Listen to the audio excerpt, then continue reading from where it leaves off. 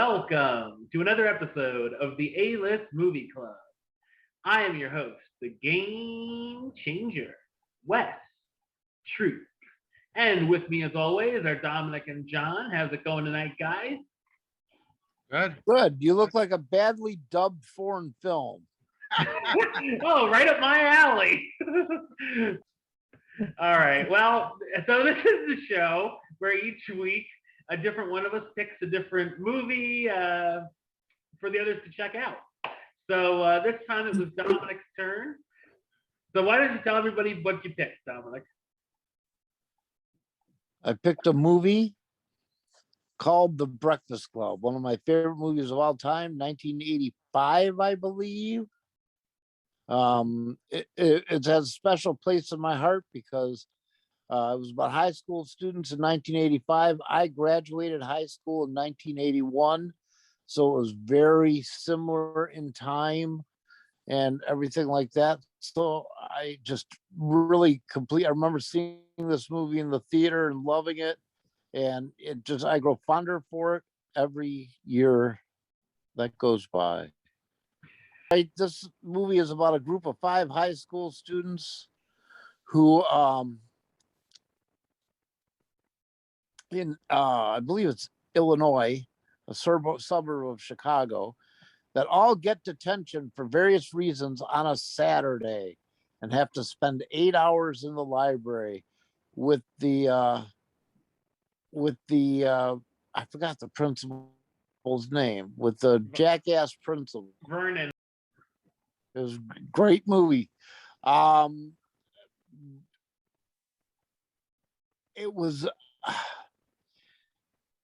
It's a very good study about different classes.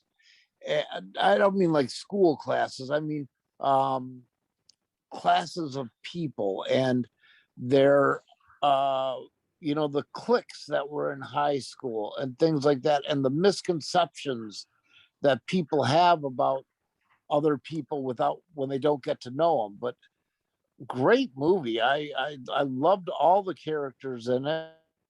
And it was just awesome. Like I said, one of my favorite movies of all time. I think my favorite character was Judd Nelson's character, Bender. I think he was a big reason this movie worked so well. And I knew many John Benders when I was in high school. I knew a bunch of every one of them in high school. Now, I just recently heard something that this may be interesting, that there's a fan theory out about The Breakfast Club. God. And the fan theory is nobody else had detention except Ali Sheedy's character. And this all went on in her mind because... Oh, God. Because listen, how, like when Emilio Estevez, when they were smoking the pot, he gets in the library and he screams and the window shatters and stuff like that. How did they not notice it? How did that go? Things like that. So there's a fan theory that this all took place in Ali Sheedy's head. I thought the same thing when they were playing the music. I'm like, how's the principal not hear the music? Right. Yeah. I mean, it's better than the fan theory on Grease that they were just dead. So, it's funny because there's a lot of things like that, and we'll never know because John Hughes is dead. Right. And that's kind of, I'm not glad he's dead, but I'm glad that there's no way to confirm that. Yeah. And John, when you come to your trivia portion, I have a piece of trivia that you may not know for this movie.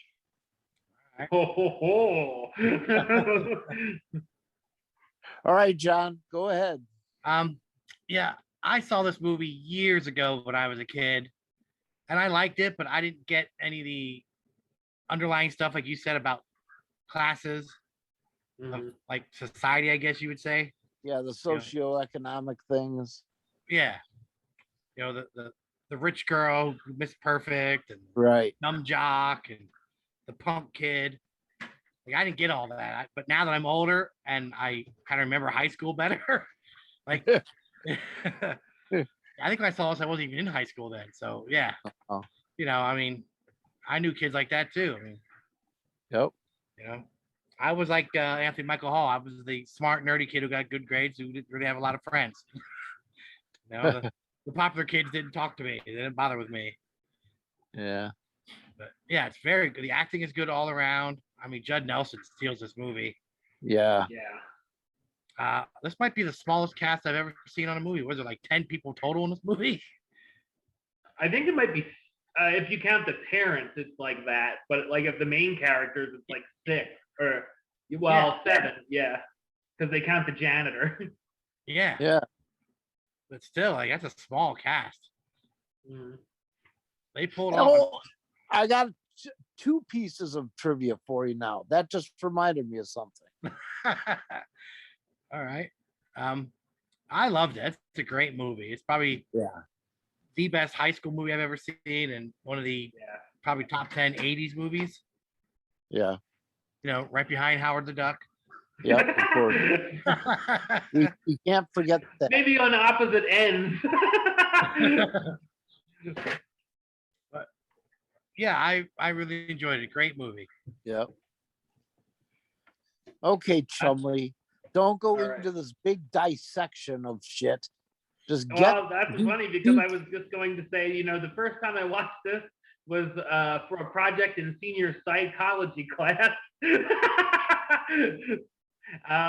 And really, it could be looked as a social experiment of sorts, putting the kids that have nothing in common together and realizing that they're not that different. They are relatable to different viewers, each one. Like you said, John, you felt like you were like Anthony Michael Hall's character. I think I'd be like a mix of his character and maybe like Ali Sheedy, if I were to put him in perspective there. It's interesting that the film you are half chick. I think it's interesting that the film is sort of set in one location, being the library. So the main focus of the movie relies on the relationships and interactions that the characters have with each other. And they have to be interesting, entertaining, and memorable characters, or it won't work, which they all are. They realize there's more to each other than they originally thought there was as they learn the things they did that got them into the detention or in the past, including pressures and anxieties that have been put on them. And there's a lot of self-discovery, and they learn about themselves as well. And there's some serious topics that are discussed, from trying to gain the parents' approval all the way to abuse. And, it's still very topical today. I don't know. If this was released today, I feel like it would be it'd be sort of, I don't want to say dumbed down, but I feel it would be like a PG-13, I don't know. I don't feel like it would have the impact that this movie has today if it was released. It wouldn't fly today. Now, just like from one of those opening shots with that noose at the locker, I'm like, oh, that would be like 3 different lawsuits right there. The principal, threatening Bender and stuff. I'm like, oh my God. Yeah. Doesn't the principal would be on the one guy say the word fag? I mean, that wouldn't fly either. No, yeah. But there are some lighter moments with the students messing with the assistant principal, running through the hallways, dancing in a montage. There's some very funny stuff. The hilarious insults and comedic exchanges and memorable lines. Yeah, but there's so many iconic moments, especially that ending pose on the football field, and of course the theme song, "Simple Minds, Don't You Forget About Me," is great. So, I mean, yeah, it's a great movie. Definitely iconic for a reason.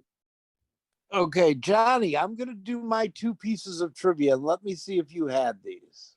Okay. Okay. In the beginning, when Anthony Michael Hall is being dropped off by his mother and his sister, that is actually Anthony Michael Hall's mother and sister in real life. Yep. Okay. Now this is the other one that I just remembered. The janitor, when they're going through the halls and stuff like that, the kids, and they pass one of the showcases, there's a picture of the janitor as a high school student with most likely to succeed under his picture. Wow. That's interesting. Wow. He turned out all right. He's a janitor. Yeah, I know, but it just, it was just interesting that they did something like that. And it goes to show you like who you are in high school is not who you are as an adult. Right, exactly. All right, Johnny, what you got for trivia? Oh, I have a lot of trivia, so I'm just gonna pick and choose. Okay. Like 200 things of trivia. I can see that. Yeah. John Hughes said his biggest regret was that he used the breaking glass effect during the marijuana scene.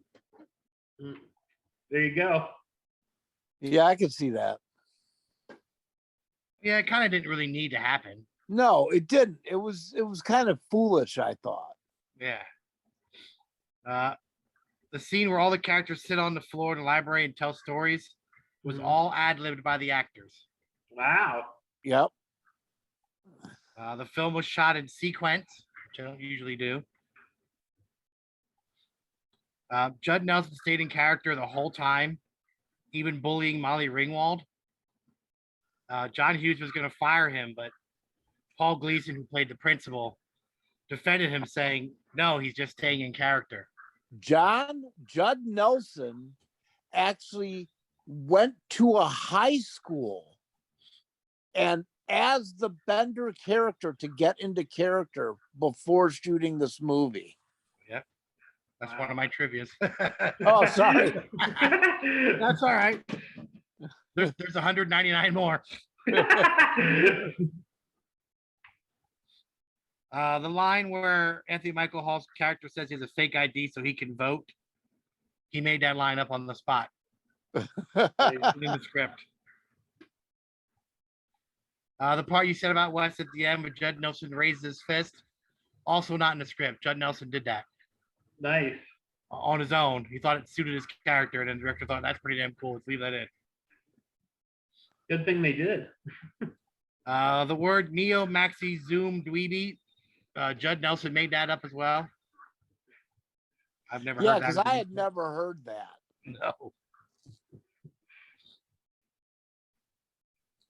No. Originally, there were supposed to be sequels to this every 10 years. They were going to bring the original cast back. I could totally see that. Yeah. But John Hughes and Judd Nelson did not get along filming this movie, and Molly Ringwald stopped doing these like teenage film movies. She wanted to move on to adult roles. So none of that ever happened. Yeah, that worked out for her. Like Gem and the Holograms.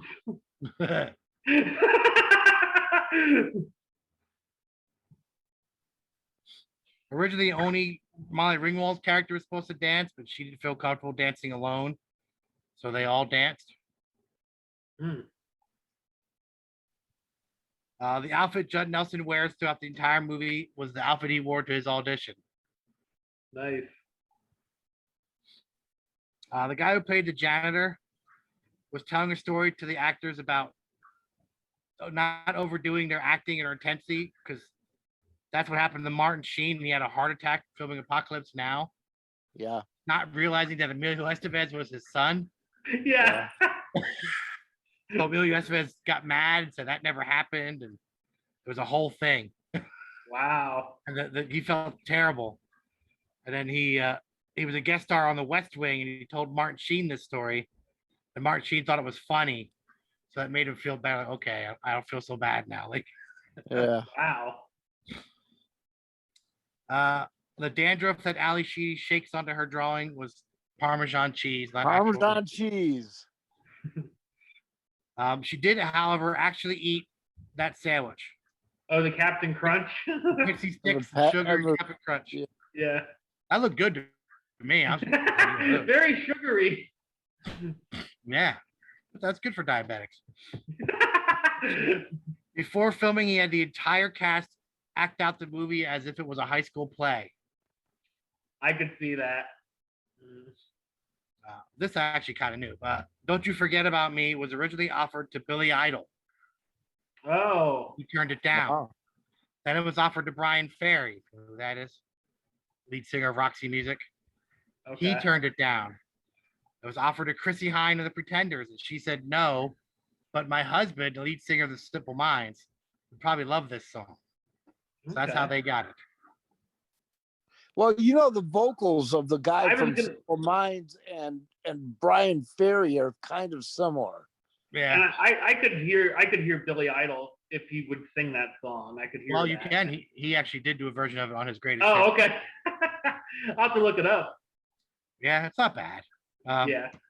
I do know that I'm not a huge Simple Minds fan, but I do like them. That they aren't crazy about that song. It's sort of a double-edged sword. Like, yes, it's why we're famous, but that's really all we're known for. So they kind of love and hate it at the same time. The joke that he tells while he's crawling through the ventilation shaft or whatever before he falls to the ceiling, right? Doesn't have a punchline. Judd Nelson completely made that up on the spot, and he didn't have a punchline. That's why they had him fall through the ceiling to sort of cover that up.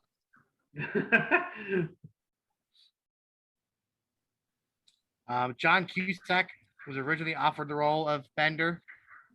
Oh, wow. The director went and took Judd Nelson instead. John Cusack was Bender. Part of Bender's thing was he was intimidating looking. Yeah. He was a bigger dude, and Cusack might be tall, but he was skinny. So I don't think it would have carried the same weight. And looked a little more dorky than Judd Nelson. Yeah. I thought, I don't know this for a fact or not, but I thought we were supposed to get the impression that Judd Nelson was like 18 or 19. You know, like he stayed back so much because he's just like, you know. Yeah. Right. That's why he's supposed to look older and, you know. Right. The quote in the beginning is from David Bowie's song Changes. Recommended by Ali Sheedy. Ali Sheedy nicknamed Anthony Michael Hall Milk and Cookies because he was so sweet. He hated that nickname.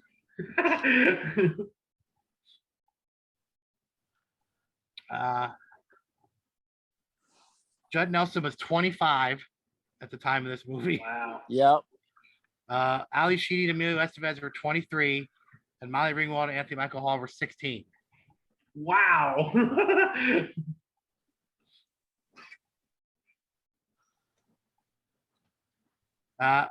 Ali Sheedy auditioned for a role in 16 Candles, which eventually went to Molly Ringwald. Okay. When she showed up to her audition, she had 2 black eyes from an accident, and they gave her a dark gothic look, and the director remembered that when he was casting for this movie, and that's why she got the role. That's cool.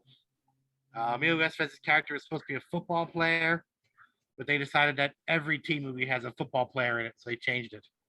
That's cool, yeah. It's not an actual library. It was a gymnasium that they built to look like a library. Oh, wow. It's now Yeah, the only that was a state huge library. friggin' library. Yeah. It also used to be the home of the Chicago Blitz of the USFL. That's before your time, Wes. Yeah. Molly Ringwald has, over the years, badmouthed this movie because she said Judd Nelson basically sexually harasses her. You know, he looks up her skirt, and you know, he basically bullies her, and then at the end she dates him. So she thought she didn't care for that. And she was 16 and he was 25, so she thought that was creepy. Yeah, not when she was getting a paycheck. It wasn't creepy. Yeah. But yeah, she basically pretty much went, yeah, that movie sucks nowadays. Well, it was a different time. Yeah. No, that movie is almost 40 years old. Whew. I don't know that it's ever been a good time to stick your face up a woman's skirt. How about saying? Well, I know that. I mean, I miss those days. When was that? The original cut of the film was 2.5 hours long. Wow. I'm not gonna tell you all the shit that was cut out, but one of the things that was cut out was a dream sequence in which Ali Sheedy's character had imaginary, like Andrew was a Viking and Bender was a prisoner. Oh Claire was God. a bride. Brian was an astronaut. Like she's having this wonderful dream, and then the principal walks in and it all sort of goes away. It's just her. Hmm. So that goes what you were saying, Dom. Yeah. Only John Hughes has the director's cut version of it, and now I guess his wife has it since he passed. It's never been released. Wow. Emilio Estevez, Judd Nelson, and Ali Sheedy played high school students in this film, and later the same year they played college graduates in St. Elmo's Fire. Right.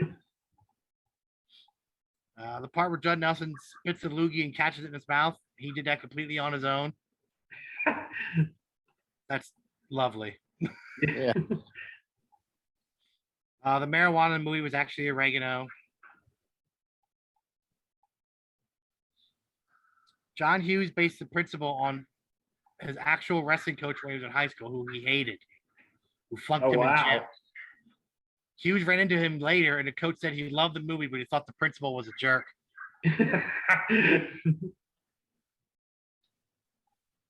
Originally, Molly Ringwald's character was supposed to be eating salad, but she suggested that since her character is sort of a snobby rich girl, she should probably eat something rich people eat, like sushi. At the end of the film, each character got a piece of the library's banister as a souvenir. That's cool. That's cool. Yeah. All right, let's rate this pig. Like I said, one of my favorite movies of all time. It's a 10 for me. Of course it is. It's 10.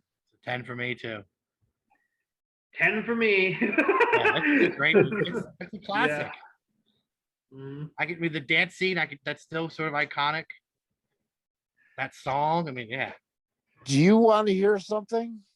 I've never seen Pretty in Pink, Oh, and I've seen only parts of 16 Candles.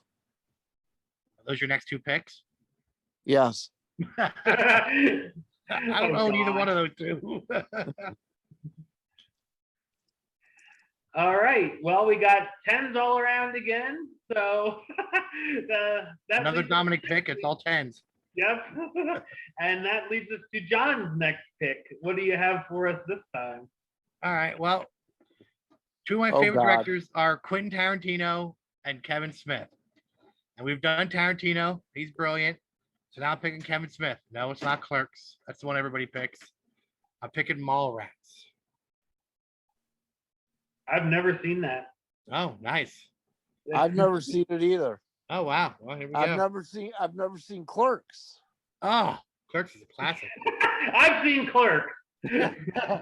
I'll pick Mallrats. I was afraid you were going to say like yoga hosers or like Tusk or something. No, I didn't. No. All right, I went with a good one. Yeah.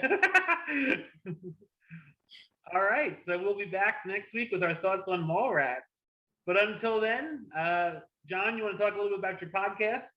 Yeah, We Like Wrestling Podcast. It's a weekly podcast of four guys sitting around talking about wrestling, current events, classic pay-per-views. We do mock tournaments, anything wrestling related. We talk about it.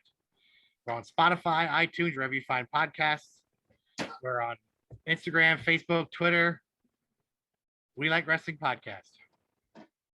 All right. And of course, for me, you can subscribe right here on YouTube, youtube.com/Westside of 515. Like the show on Facebook, facebook.com/WestTruePaylist. And of course, you can follow me on the Twitter and the Instagram @WesAlist. Until next time, truth out.